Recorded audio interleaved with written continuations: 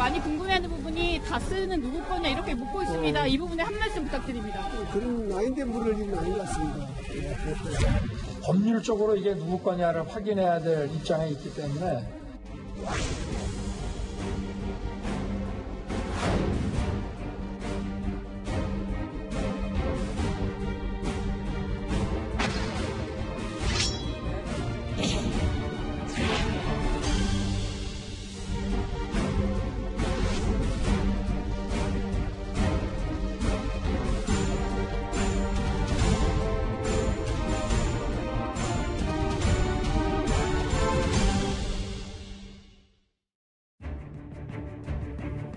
다스는 누구 겁니까?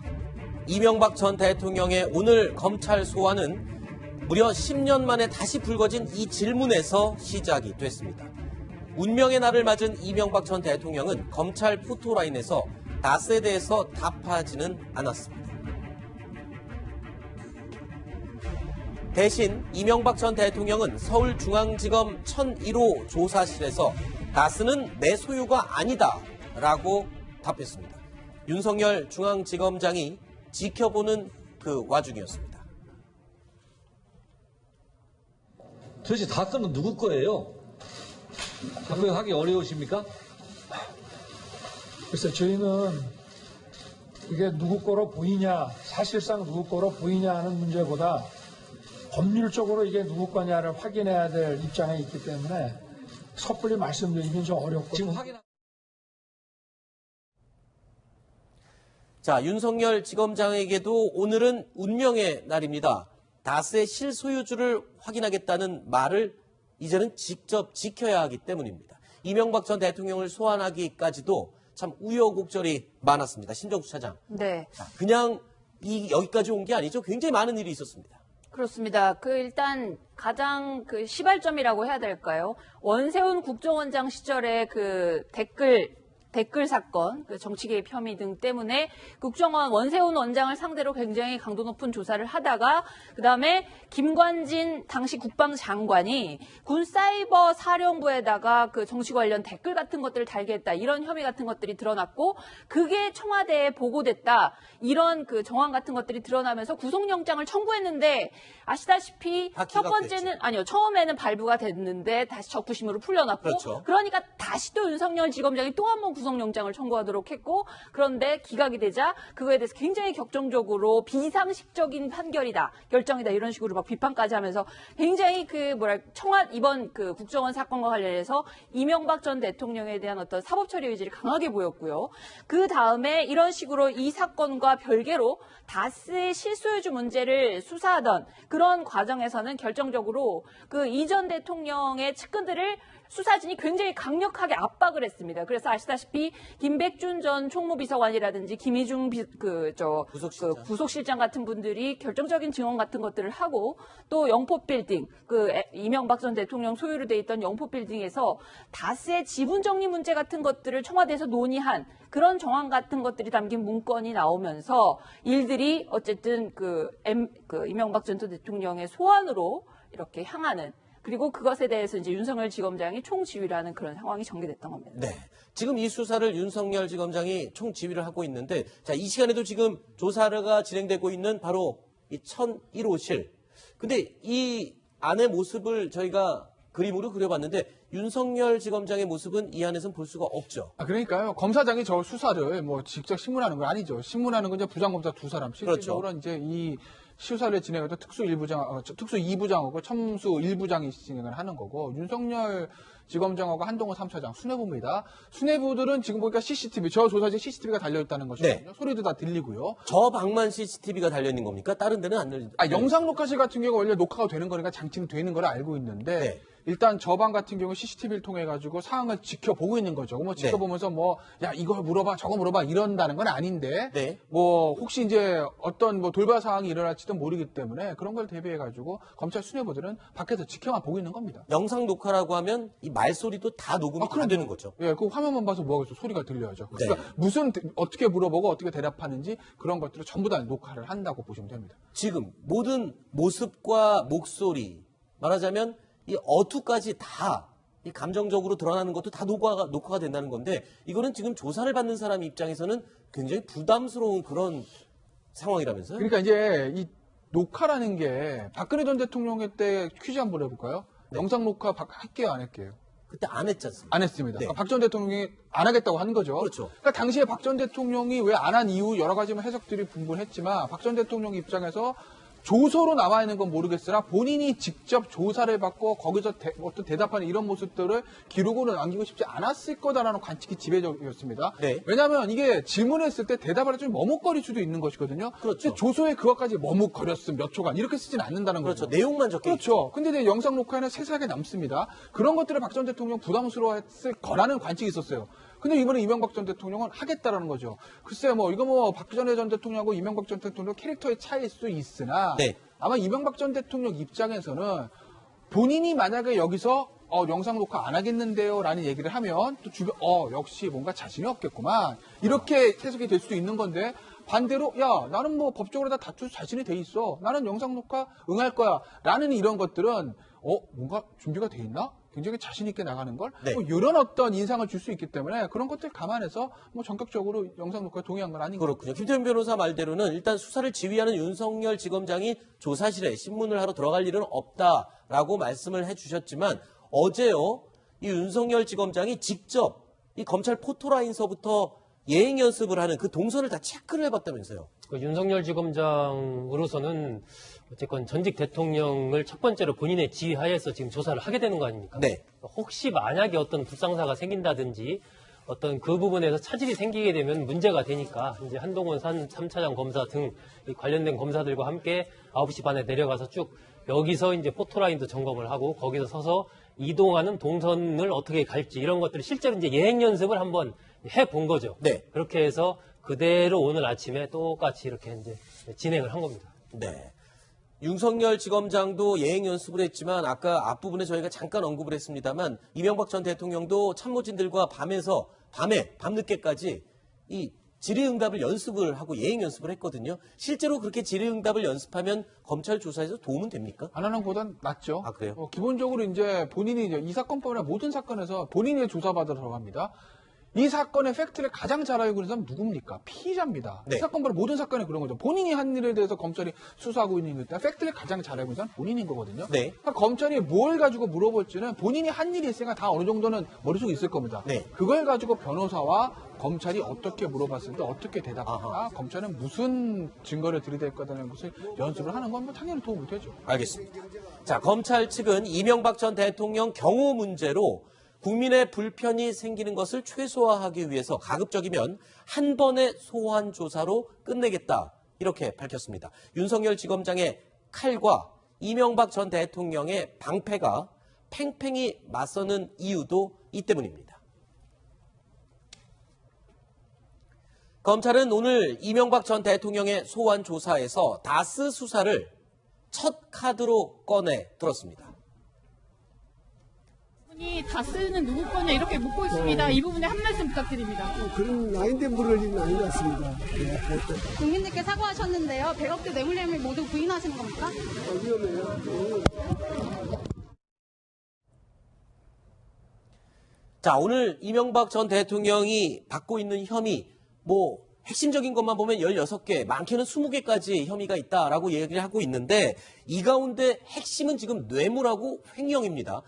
그러고 더 나아가서 지금 검찰에서는 다스를 지금 첫 번째 카드로 주목하고 있습니다. 왜 많은 혐의 중에 뇌물과 횡령, 그리고 이 다스 수사에 가장 중점을 두고 있는 겁니까? 다스가 핵심이죠. 처음부터 알파와 오메가입니다. 네. 왜냐하면 지금 뇌물을 인한 횡령 혐의가 전부 다 다스를 중심으로 이루어졌거든요. 다스가 300억 비자금을 만들었는데 그중 일부가 이명박 전 대통령의 캠프로 흘러들어갔다는 것도 그렇고 미국에서 다스의 그 삼성 소송을 삼성이 대납했다는 것도 그렇고 전부 다 BBK 소송. 네, BBK. 예. 거의 다 이 다스를 중심으로 이루어지기 때문에 다스를 이명박 대통령의 소유라는 것만 인정을 하면 나머지 부분들이 전부 풀리게 되는 겁니다. 다스가 인정돼야지 법률적인 책임은 물론이고 이명박 대통령의 사과도 이끌어낼 수 있고 또 검찰로서는 이것이 정치 보복이다, 정치 보복적 수사다라는 걸 프레임에서 완전히 벗어날 수 있기 때문에 네. 결국 오늘의 핵심은 다스라는 걸 인정하느냐, 네. 대통령이 이명박 대통령부터 그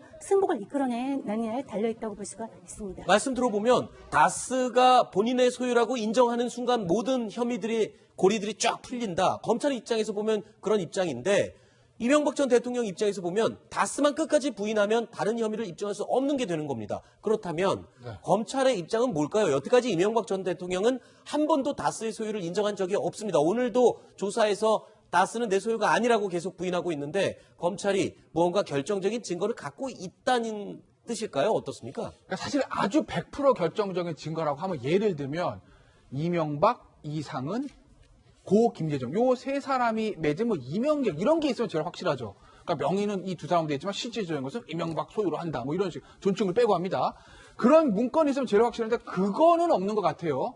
그런데 이제 주변 사람들의 진술, 그러니까 이명박 전 대통령과 그리고 실질적으로 그 직원의 형식상 명의인인 고 김재정 씨 와이프인 권영미 씨하고 형인 이상은 씨를 제외하고 주변의 모든 사람들은 이건 다 이명박 전 대통령 건데라고 진술을 하고 있습니다. 네. 더군다나 그 청와대 영프 빌딩에서 발견됐다는 그런 어떤 문건들에 보면 청와대 내에서 이 다스의 어떤 그 고 김재정 씨가 돌아가신 다음에 그것을 상속하는 그 상속세 문제를 처리하기 위해서 회의하는 문건들도 발견됐다고 그러지 않았습니까? 네.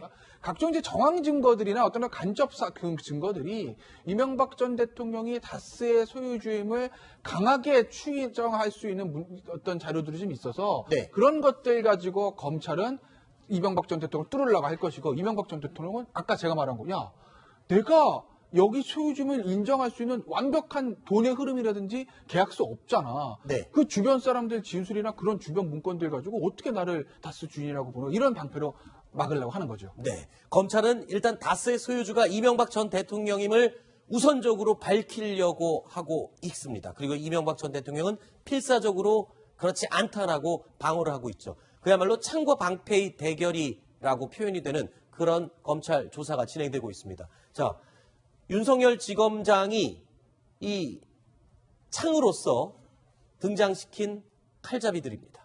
자, 신봉수 검사, 송경호 검사, 한동훈 검사, 그리고 이명박 전 대통령 측에서는 철저하게 다스 소유주에 대한 방어를 하고 있습니다. 창과 방패의 대결이라고 할 수 있는데요. 이 면면을 보면 정말 특수통 검사라고 불리는 아주 유명한 검사들로 포진이 되어 있습니다. 강력한 창이 될 수 있을지 검사들의 이력을 한번 살펴볼까요? 김태호 변호사님, 예. 어떻습니까? 지금 이 특수통 검사들로 구성된 이 검찰. 그렇죠. 뭐 신봉수 전 부장도 그렇고 송경호 부장도 그렇고 대표적인 특수통이고 신봉수 부장 첨수 일부에서는 이제 다스에 관련된 것을 묻는 거고 특수 2부에서는 뇌물 그러니까 국정원 특활비하고 민간에서 이제 불법 자금을 받은 그 혐의를 조사를 합니다. 재미있는 건 한동훈 3차장인데 한동훈 3차장이 이제 3차장이기 때문에 특수부하고 첨단범죄사부를 관할하면서 수사팀을 총지휘하는 거죠. 중앙지검의 1인자가 윤석열 지검장이라면 이 수사를 해서 2인자가 한동훈 3차장이죠. 근데 제가 왜 재밌다고 말씀드렸냐면 한동훈 3차장이 청와대 근무한 적이 있어요. 그렇죠. 어느 때 근무했게요?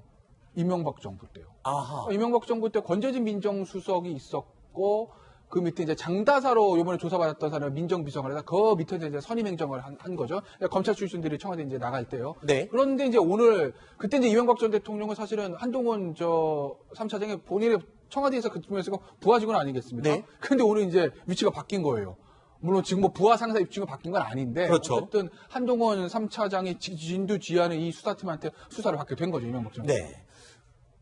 특수통 검사들로 구성된 검찰의 창 굉장히 강력해 보입니다. 그렇다면 이명박 전 대통령의 변호인단은 이 방패 역할을 해야 될 텐데요. 어떤 인물들로 구성되어 있는지 보겠습니다. 자, 심정숙 차장 어떻습니까? 네. 이 정도면 아까 특수통 검사들의 창을 막을 만한 방패 역할을 충분히 할 수 있습니까? 사람들이 일반적으로 볼 때는 일각에서는 방패 치고는 조금 약한 것 같다라는 평가를 하기도 합니다만. 일단 그 약간 중량급 인사로는 강훈 변호사를 들 수는 있을 것 같습니다. 네. 강훈 변호사 같은 경우에는 그 2008년도에 그 BBK 특검할 때 그리고 그 이전에 2007년도에 처음으로 BBK 수사가 있었을 때부터 그 이명박 전 대통령을 변호했던 그런 이제 그 나름 그 굉장히 인연이 깊은 그런 변호사라고 할 수 있는데 나머지 세 분의 변호사들 같은 경우에 그다지 그렇게 그 알려진 변호사들은 아닌데요. 사실은 그 히스토리가 있습니다. 저 그 강훈뿐만 아니라 정동기 변호사, 그 기억하실 겁니다. 이명박 전 대통령 당시에 민정수석을 지냈고 대검 차장 출신인 정동기 변호사가 저기 투톱으로 붙일 예정이었는데 네. 정 변호사 같은 경우에는 2007년도 노무현 대통령 그 마지막 임기 때 BBK 수사를 지휘하던 대검의 차장이었습니다. 아하. 그때 대검 중수부장이었던 최재경 부장이 수사를 하고 그 위에 바로 직보를 받던 사람이 바로 정동기 대검 차장이었습니다. 네. 그렇기 때문에 검찰이 BBK 관련해서 어디까지 수사를 해서 어디까지 갖고 있는지 그 패를 어느 정도는 알고 있는 사람이라고 할 수 있습니다. 네. 그런 사람이 반대로 변호사로 그 이명박 전 대통령을 방어한다 이러니까 변협에서 제동을 걸었습니다. 이건 네. 이해 충돌이고 맞지 않는다. 그래서 결국은 그 변호사로서 이름을 올리지는 못했습니다. 네. 자, 이명박 전 대통령 측의 변호인단 일각에서는 생각했던 것보다 중량급의 변호인들로 구성되지는 못했다라고 지적을 하고 있는데요. 자, 이 변호인단 선임에 사실상 좀 어려움이 있었다라는 점을 이명박 전 대통령 측에서도 시인을 했습니다. 바로 재정적인 문제가 좀 있었다는 겁니다. 변호인단 선임에 상당히 어려움이 보인다고 알려져 있는데 한 말씀만 해주시죠. 아시다시피 대통령께서는 전 재산을 사회 환원하셨습니다. 서울시장 4년 동안 월급도 한 푼도 안 받으셨고요. 지금 사실은 변호인단은 매우 큰 돈이 들어가는데 그에 약간의 어려움이 있습니다. 그게 재정적인 문제. 네, 그렇습니다. 지난 2008년도였죠. 그 BBK 관련 수사로 정호영 특별검사팀이 조사한 이후에 지금 딱 10년이 지났습니다. 그렇죠. 그때 당시는 BBK 의혹에 대해서 뭐 이렇다 할 밝혀진 게 전혀 없었어요. 그랬는데 지금 10년이 지난 지금 이명박 전 대통령 입장에서는 굉장히 뭐라 그럴까요? 권불 10년 이렇게 표현하면 어떻게 볼까요? 글쎄요. 검찰의 수사력이 그때는 없던 수사력이 지금이 생긴 건지 네. 살아있는 권력과 지나간 죽은 권력의 어떤 차이 때문인지 모르겠습니다만 네. 어쨌든 그때는 막혔던 수사가 지금은 술술 풀리는 거 아니겠습니까? 네. 이명박 전 대통령으로서는 권불 10년이라는 생각도 느끼기는 하지만 어쨌든 진실은 드러나게 마련이고 결국 이 수사의 끝이나 재판의 끝이 어떻게 될지는 좀 지켜보는 재미가 있을 것 같습니다. 글쎄요. 그때처럼 권력이 있고 현재의 권력이었다면 이 변호인단을 구성하는 것 그리고 검찰 수사에 맞서는 것 이런 것들이 조금 더 지금보다는 나았다고 생각을 하십니까? 정성희 의원님? 그렇죠. 지난번에 이제 대선 후보 시절에 BBK 특검이 있을 때 생각해보면 정말 호화 변호인단이었습니다. 우리 이름도 익숙한 은진수, 그다음에 고승덕 변호사 이런 막강한 그 호화 변호인단이 이제 막았고요. 그래서 이제 BBK 같은 경우는 그때 이명박 대통령과 무관하다고 결론이 났고 대통령이 취임을 했습니다. 그 후 이제 10년의 세월이 흘렀고요. 지금에서는 특히 영포 빌딩에 있던 다스의 당시 사장이었던 김성우 사장 같은 경우는 그때는 분명히 나스는 이명박 씨의 소유가 아니다라고 얘기를 했는데 이번에 진술을 180도 바꿨거든요. 그렇죠. 소유다가 맞다라고 얘기를 해서 이번에 검찰 소환에 결정적인 진술을 했는데 이런 것이 바로 권력의 힘 아니겠습니까? 네. 권력의 힘이기도 하지만 또 검찰로서도 왜 검찰이 권력의 신을 얘기가 나올 수밖에 없는지 검찰이 지금 잘한다고 볼 수도 있지만 그런 대목도 좀 검찰이 반성할 부분도 있는 것 같습니다. 네. 그 당시에는 기본적인 신분 자체가 당선인 신분이었잖아요. 그렇죠. 이명박 전 대통령이. 사실은 어떤 사람은 대통령보다도 더 힘이 센 게 당선인이라고 얘기를 합니다. 그런 네. 정도로 권력의 정점에 있을 때였고 그리고 그때는 BBK 특검이었거든요. 그 사건 자체에 국한된. 그래서 노무현 전 대통령이 이 정호영 특별검사한테 임명장을 준 게 2008년 1월 7일입니다. 1월 7일 해서 2월 21일 날 특검에서 이 전 대통령 그 당선인에 대해서 이제 무혐의 처분을 내리거든요. 불과 수사한 기간이 한 달 한 보름 정도이고 그 당시에 이명박 당선인에 대한 조사도 저렇게 소환 조사를 된 게 아니고 롯데호텔에서 이른바 방문 조사를 했지 않습니까? 네, 그러한 부분에서 역시 살아있는 권력이었기 때문에 지금이랑은 차이가 많이 있다라고 봐야죠. 네. 지금 검찰에서 6시에 아마 오늘 예정됐던 브리핑이 있었던 것 같습니다. 지금 속보가 들어오고 있는데요. 다스 관련, 다스의 소유주가 누구냐에 관한 수사는 오후 5시에 마무리를 했습니다. 그리고 오후 5시 20분부터는 뇌물 혐의에 대한 조사가 시작이 됐다라고 하는데 중간에 2번의 휴식이 있었다고는 합니다. 그리고 잠시 후 6시 50분에 저녁 식사가 예정이 돼 있고 메뉴는 곰탕이라고 합니다. 그런데 여기서 중요한 건요.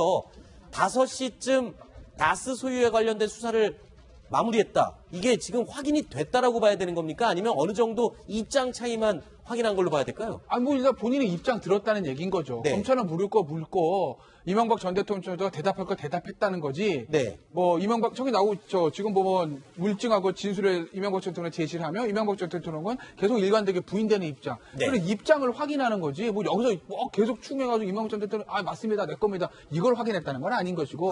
꼭 각자들의 입장들을 이제 얘기를 하는 건데 그런데 어쨌든 생각보다는 좀 빨리 끝났네요. 네. 중요한 게 뇌물 혐의가 나왔다는 건데 저 뇌물 혐의가 뭘 말하는 거예요? 예를 들면 아까 이제 얘기했던 삼성 소송비 대납 이게 제일 큰 부분이거든요. 네. 그거는 다스 관련이기도 하지만 이제 뇌물과도 연결이 돼 있는 거예요. 그러니까 삼성 소송비 대납까지 다스 관련 수사라고 해서 지금 5시 20분까지 다 끝났다고 하면 그러면 이제 거의 제일 중요한 건 다 끝난 건데 그게 아니라 다스의 실소유주 문제하고 뭐 BBK 이런 문제만 조사를 하고 삼성 소송비 대납 문제가 아직 남아있고 저녁 먹고 조사할 예정이라고 하게 되면 그럼 조사는 굉장히 길어질 수가 있죠. 그게 사실 제일 큰 거거든요. 그럼 이거는 뭡니까? 지금 검찰이요. 사실관계를 이명박 전 대통령이 부인하더라도 관계를 입증할 수 있다라고 검찰이 지금 밝히고 있는데 그만큼 지금 결과에 확신을 갖고 있다라는 뜻 아닌가요? 그러니까 검찰 입장에서는 지금 뭐 김백준 전 기획관을 비롯한 관련자들의 진술이 있고 단순히 진술뿐만 있는 것이 아니라 영법 빌딩에서 확보한 문건이라든지 저 이병모 씨가 보관하고 있던 외장하드에서 나왔던 문건들, 뭐 그다음에 이팔성 전 의미금융주주 회사에서 비망록들 각종 문건들이 있기 때문에 문건, 물증과 관련자들 진술 이걸 종합하면 피의자인 이명박 전 대통령이 부인한다고 하더라도 이 혐의를 입증하는 데는 자신이 있다라고 보는 거죠. 그러니까 검찰도 당연히 이명박 전 대통령 부인할 것을 예상하고 이제 준비를 하고 조사를 진행하는 것이기 때문에 부인하는데 이렇게 당황할 일은 전혀 없다는 겁니다. 부인하더라도 우리는 우리 나름대로 스케줄을 가지고 입증을 하겠다는 거죠. 지금 이 검찰의 수사 속도는 이미 검찰이 예상했던 수사 속도와 크게 다르지 않게 진행이 되고 있다고 합니다. 자, 일단은 오늘 이명박 전 대통령 20여 개의 관련된 혐의 대부분 부인하고 있고 특히 가장 중요한 쟁점이 되는 다스 소유주 여부에 대해서도 완강하게 부인을 하고 있습니다. 하지만 검찰은 부인을 하더라도 사실관계를 입증할 수 있다라고 자신감을 피력하고 있는데요. 자, 일단 오늘 저녁 식사 이후에 또 조사가 계속 이어질 것으로 예상이 되고 있습니다. 오늘 밤 늦게까지 또는 내일 새벽까지 어느 정도 이 사실관계를 확인할 수 있을지 좀 더 지켜보겠습니다. 국민들이 지금 많이 궁금해하는 부분이 다스는 누구 거냐 이렇게 묻고 있습니다. 이 부분에 한 말씀 부탁드립니다. 그런 나인데 물을 일은 아닌 것 같습니다. 법률적으로 이게 누구 거냐를 확인해야 될 입장에 있기 때문에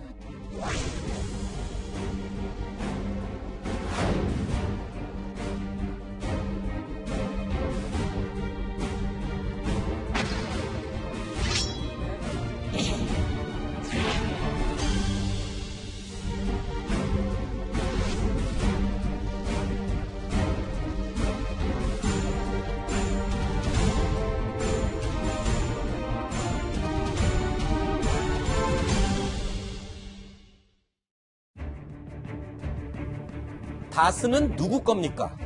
이명박 전 대통령의 오늘 검찰 소환은 무려 10년 만에 다시 불거진 이 질문에서 시작이 됐습니다. 운명의 날을 맞은 이명박 전 대통령은 검찰 포토라인에서 다스에 대해서 답하지는 않았습니다. 대신 이명박 전 대통령은 서울중앙지검 1001호 조사실에서 다스는 내 소유가 아니다 라고 답했습니다. 윤석열 중앙지검장이 지켜보는 그 와중이었습니다. 도대체 다스는 누구 거예요? 답변하기 어려우십니까? 글쎄 저희는 이게 누구 거로 보이냐, 사실상 누구 거로 보이냐 하는 문제보다 법률적으로 이게 누구 거냐를 확인해야 될 입장에 있기 때문에 섣불리 말씀드리긴 좀 어렵고. 지금 확인.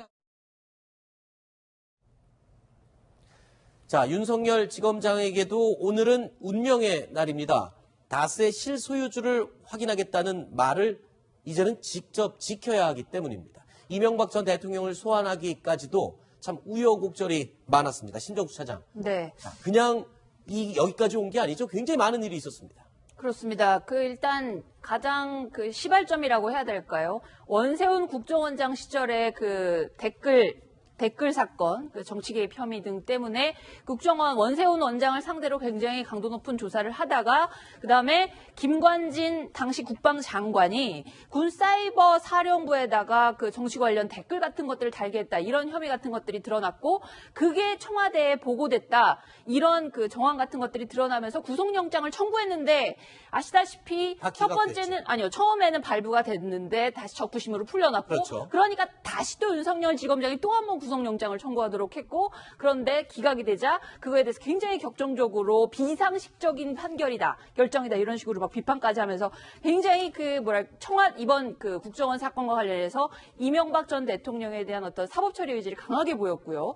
그 다음에 이런 식으로 이 사건과 별개로 다스의 실소유주 문제를 수사하던 그런 과정에서는 결정적으로 이 전 대통령의 측근들을 수사진이 굉장히 강력하게 압박을 했습니다. 그래서 아시다시피 김백준 전 총무비서관이라든지 김희중 부속실장 같은 분들이 결정적인 증언 같은 것들을 하고 또 영포빌딩, 이명박 전 대통령 소유로 돼 있던 영포빌딩에서 다스의 지분 정리 문제 같은 것들을 청와대에서 논의한 그런 정황 같은 것들이 담긴 문건이 나오면서 일들이 어쨌든 이명박 전 대통령의 소환으로 이렇게 향하는 그리고 그것에 대해서 이제 윤석열 지검장이 총지휘를 하는 그런 상황이 전개됐던 겁니다. 네. 지금 이 수사를 윤석열 지검장이 총지휘를 하고 있는데 가장 잘 알고 있는 건 본인인 거거든요. 네. 그러니까 검찰이 뭘 가지고 물어볼지는 본인이 한 일이 있으니까 다 어느 정도는 머릿속에 있을 겁니다. 네. 그걸 가지고 변호사와 검찰이 어떻게 물어봤을 때 어떻게 대답할까, 검찰은 무슨 증거를 들이댈 거다라는 것을 연습을 하는 건 당연히 도움이 되죠. 알겠습니다. 자, 검찰 측은 이명박 전 대통령 경호 문제로 국민의 불편이 생기는 것을 최소화하기 위해서 가급적이면 한 번의 소환 조사로 끝내겠다 이렇게 밝혔습니다. 윤석열 지검장의 칼과 이명박 전 대통령의 방패가 팽팽히 맞서는 이유도 이 때문입니다. 검찰은 오늘 이명박 전 대통령의 소환 조사에서 다스 수사를 첫 카드로 꺼내 들었습니다. 다스는 누구 거냐 이렇게 묻고 있습니다. 이 부분에 한 말씀 부탁드립니다. 그런 라인된 물을 일은 아닌 것 같습니다. 국민들께 사과하셨는데요. 100억대 뇌물 혐의 모두 부인하시는 겁니까? 위험해요.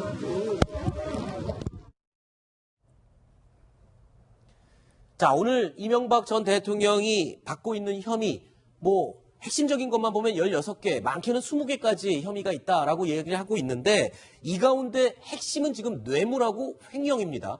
그러고 더 나아가서 지금 검찰에서는 다스를 지금 첫 번째 카드로 주목하고 있습니다. 왜 많은 혐의 중에 뇌물과 횡령 그리고 이 다스 수사에 가장 중점을 두고 있는 겁니까? 다스가 핵심이죠. 처음부터 알파와 오메가입니다. 네. 왜냐하면 지금 뇌물을 인한 횡령 혐의가 전부 다 다스를 중심으로 이루어졌거든요. 다스가 300억 비자금을 만들었는데 그중 일부가 이명박 전 대통령의 캠프로 흘러들어갔다는 것도 그렇고 미국에서 다스의 삼성 소송을 삼성이 대납했다는 것도 그렇고 전부 다 BBK 소송. 네, BBK. 거의 다 이 다스를 중심으로 이루어지기 때문에 다스를 이명박 대통령의 소유라는 것만 인정을 하면 나머지 부분들이 전부 풀리게 되는 겁니다. 다스가 인정돼야지 법률적인 책임은 물론이고 이명박 대통령의 사과도 이끌어낼 수 있고 또 검찰로서는 이것이 정치보복이다, 정치보복적 수사다라는 걸 프레임에서 완전히 벗어날 수 있기 때문에 네. 결국 오늘의 핵심은 다스라는 걸 인정하느냐, 네. 대통령이 이명박 대통령부터 그 승복을 이끌어내느냐에 달려있다고 볼 수가 있습니다. 말씀 들어보면 다스가 본인의 소유라고 인정하는 순간 모든 혐의들이 고리들이 쫙 풀린다. 검찰 입장에서 보면 그런 입장인데 이명박 전 대통령 입장에서 보면 다스만 끝까지 부인하면 다른 혐의를 입증할 수 없는 게 되는 겁니다. 그렇다면 검찰의 입장은 뭘까요? 여태까지 이명박 전 대통령은 한 번도 다스의 소유를 인정한 적이 없습니다. 오늘도 조사에서 다스는 내 소유가 아니라고 계속 부인하고 있는데 검찰이 무언가 결정적인 증거를 갖고 있다는 뜻일까요? 어떻습니까? 그러니까 사실 아주 100% 결정적인 증거라고 하면 예를 들면 이명박, 이상은, 고 김재정 요 세 사람이 맺은 뭐 이명계 이런 게 있으면 제일 확실하죠. 그러니까 명의는 이 두 사람도 있지만 실질적인 것은 이명박 소유로 한다. 뭐 이런 식 존칭을 빼고 합니다. 그런 문건이 있으면 제일 확실한데 그거는 없는 것 같아요. 그런데 이제 주변 사람들의 진술, 그러니까 이명박 전 대통령과 그리고 실질적으로 그 지분의 형식상 명의인인 고 김재정 씨 와이프인 권영미 씨하고 형인 이상은 씨를 제외하고 주변의 모든 사람들은 이건 다 이명박 전 대통령 건데라고 진술을 하고 있습니다. 네. 더군다나 그 청와대 영포 빌딩에서 발견됐다는 그런 어떤 문건들에 보면 청와대 내에서 이 다스의 어떤 그 고 김재정 씨가 돌아가신 다음에 그것을 상속하는 그 상속세 문제를 처리하기 위해서 회의하는 문건들도 발견된다고 그러지 않았습니까? 네. 각종 이제 정황 증거들이나 어떤 간접 증거들이 이명박 전 대통령이 다스의 소유주임을 강하게 추정할 수 있는 어떤 자료들이 좀 있어서 네. 그런 것들 가지고 검찰은 이명박 전 대통령을 뚫으려고 할 것이고 이명박 전 대통령은 아까 제가 말한 거, 야, 내가 여기 소유주임을 인정할 수 있는 완벽한 돈의 흐름이라든지 계약서 없잖아. 네. 그 주변 사람들 진술이나 그런 주변 문건들 가지고 어떻게 나를 다스 주인이라고 보는 이런 방패로 막으려고 하는 거죠. 네. 검찰은 일단 다스의 소유주가 이명박 전 대통령임을 우선적으로 밝히려고 하고 있습니다. 그리고 이명박 전 대통령은 필사적으로 그렇지 않다라고 방어를 하고 있죠. 그야말로 창과 방패의 대결이라고 표현이 되는 그런 검찰 조사가 진행되고 있습니다. 자, 윤석열 지검장이 이 창으로서 등장시킨 칼잡이들입니다. 자, 신봉수 검사, 송경호 검사, 한동훈 검사, 그리고 이명박 전 대통령 측에서는 철저하게 다스 소유주에 대한 방어를 하고 있습니다. 창과 방패의 대결이라고 할 수 있는데요. 이 면면을 보면 정말 특수통 검사라고 불리는 아주 유명한 검사들로 포진이 돼 있습니다. 강력한 창이 될 수 있을지 검사들의 이력을 한번 살펴볼까요? 김태호 변호사님, 예. 어떻습니까? 지금 이 특수통 검사들로 구성된 이 검찰. 그렇죠. 뭐 신봉수 전 부장도 그렇고 송경 부장도 그렇고 대표적인 특수통이고 신봉수 부장 첨수 1부에서는 이제 다스에 관련된 것을 묻는 거고 특수 2부에서는 뇌물 그러니까 국정원 특활비하고 민간에서 이제 불법 자금을 받은 그 혐의를 조사를 합니다. 재미있는 건 한동훈 3차장인데 한동훈 3차장이 이제 3차장이기 때문에 특수부하고 첨단범죄사부를 관할하면서 수사심을 총지휘하는 거죠. 중앙지검의 1인자가 윤석열 지검장이라면 이 수사를 해서 2인자가 한동훈 3차장이죠. 근데 제가 왜 재밌다고 말씀드렸냐면 한동훈 3차장이 청와대 근무한 적이 있어요. 그렇죠. 어느 때 근무했게요? 이명박 정부 때요. 아하. 이명박 정부 때 권재진 민정수석이 있었고 그 밑에 이제 장다사로 이번에 조사받았던 사람을 민정비서관 해서 그 밑에서 이제 선임행정을 한 거죠. 검찰 출신들이 청와대 이제 나갈 때요. 네. 그런데 이제 그때 이제 이명박 전 대통령은 사실은 한동훈 3차장이 본인의 청와대에서 그쯤에서 부하 직원 아니겠습니까? 네. 근데 오늘 이제 위치가 바뀐 거예요. 물론 지금 뭐 부하 상사 입증이 바뀐 건 아닌데 그렇죠. 어쨌든 한동훈 3차장이 진두지휘하는 이 수사팀한테 수사를 받게 된 거죠. 이명박 전 대통령. 네. 특수통 검사들로 구성된 검찰의 창 굉장히 강력해 보입니다. 그렇다면 이명박 전 대통령의 변호인단은 이 방패 역할을 해야 될 텐데요. 어떤 인물들로 구성되어 있는지 보겠습니다. 자, 심정숙 차장 어떻습니까? 네. 이 정도면 아까 특수통 검사들의 창을 막을 만한 방패 역할을 충분히 할 수 있습니까?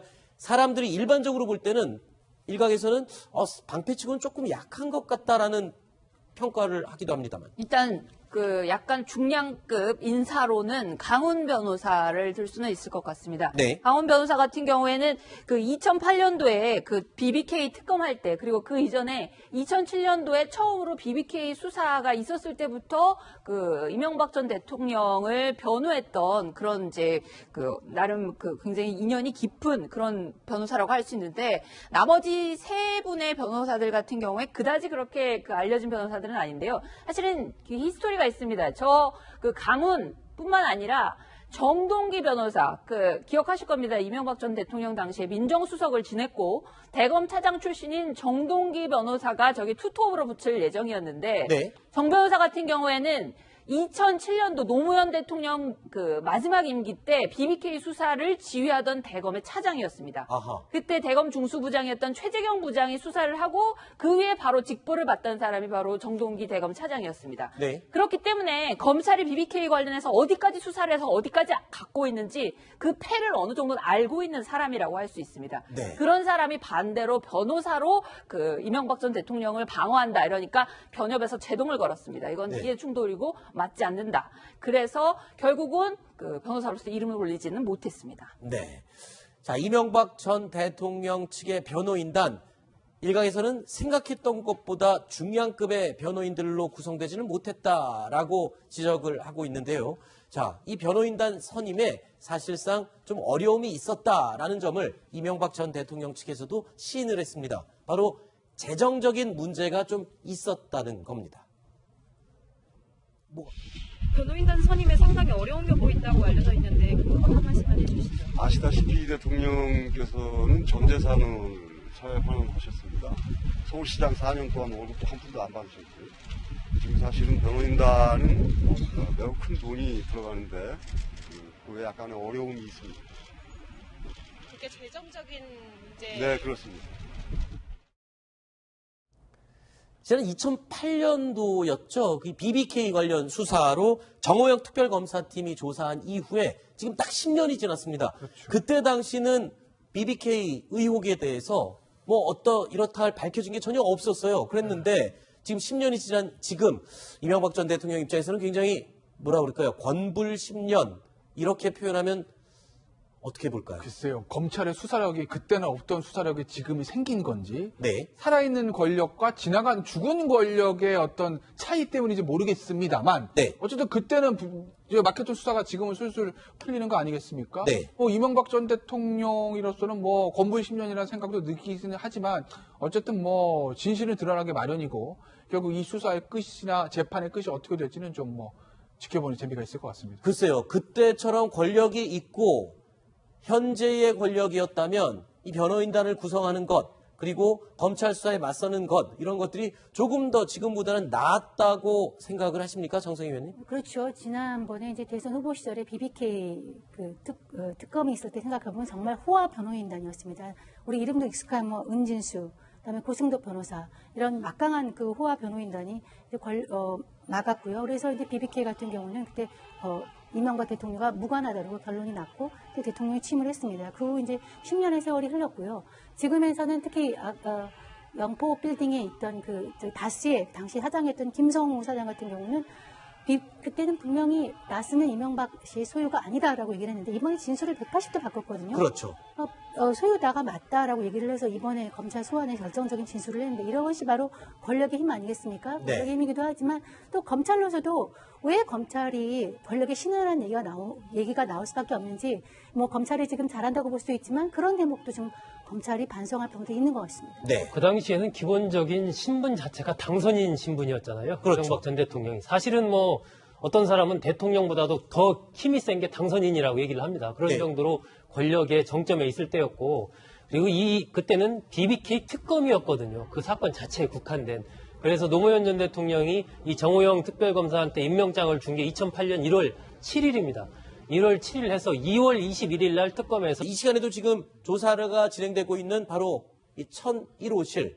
근데 이 안의 모습을 저희가 그림으로 그려봤는데 윤석열 지검장의 모습은 이 안에서는 볼 수가 없죠. 그러니까요. 검사장이 저 수사를 직접 신문하는 건 아니죠. 신문하는 건 이제 부장검사 두 사람. 실질적으로 이제 이 수사를 진행했던 특수 2부장하고 첨수 1부장이 진행을 하는 거고 윤석열 지검장하고 한동훈 3차장 수뇌부입니다. 수뇌부들은 지금 보니까 CCTV, 저 조사실 CCTV가 달려있다는 것이거든요. 네. 소리도 다 들리고요. 저 방만 CCTV가 달려있는 겁니까? 다른 데는 안 달려? 영상 녹화실 같은 경우가 원래 녹화가 되는 거니까 장치는 되는 걸 알고 있는데 네. 일단 저 방 같은 경우 CCTV를 통해 가지고 상황을 지켜보고 있는 거죠. 지켜보면서 야 이거 물어봐 저거 물어봐 이런다는 건 아닌데 네. 혹시 이제 어떤 돌발 상황이 일어날지도 모르기 때문에 그런 걸 대비해 가지고 검찰 수뇌부들은 밖에서 지켜만 보고 있는 겁니다. 영상 녹화라고 하면 이 말소리도 다 녹음이 다 되는 거죠. 예, 그 화면만 봐서 뭐하겠어. 소리가 들려야죠. 네. 그러니까 어떻게 물어보고 어떻게 대답하는지 그런 것들을 전부 다 녹화를 한다고 보시면 됩니다. 지금 모든 모습과 목소리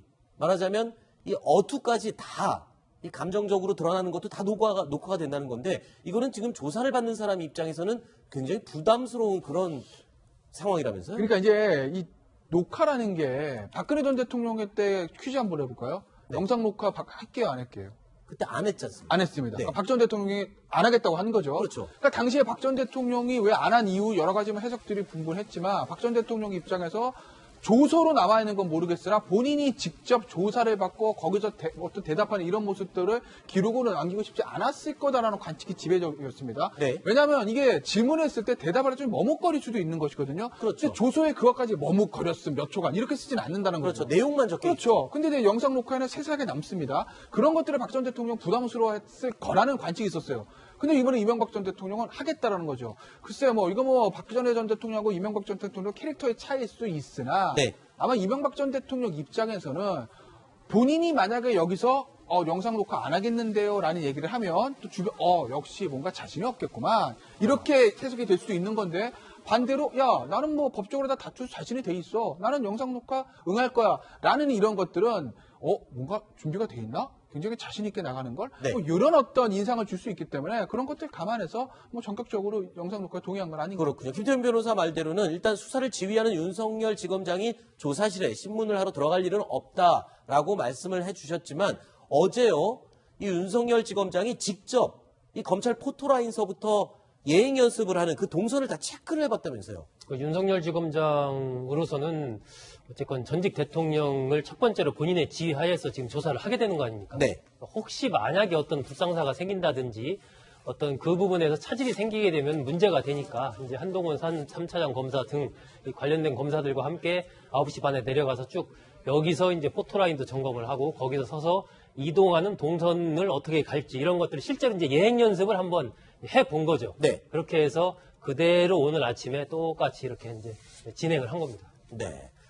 윤석열 지검장도 예행 연습을 했지만 아까 앞부분에 저희가 잠깐 언급을 했습니다만 이명박 전 대통령도 참모진들과 밤늦게까지 이 질의응답을 연습을 하고 예행 연습을 했거든요. 실제로 그렇게 질의응답을 연습하면 검찰 조사에서 도움은 됩니까? 안 하는 것보단 낫죠. 아, 그래요? 기본적으로 이제 본인이 이 사건뿐만 아니라 모든 사건에서 본인이 조사받으러 들어갑니다. 이 사건의 팩트를 가장 잘 알고 있는 사람은 누굽니까? 피의자입니다. 네. 이 사건보다 모든 사건에 그런 거죠. 본인이 한 일에 대해서 검찰이 수사하고 있는 것 때문에 팩트를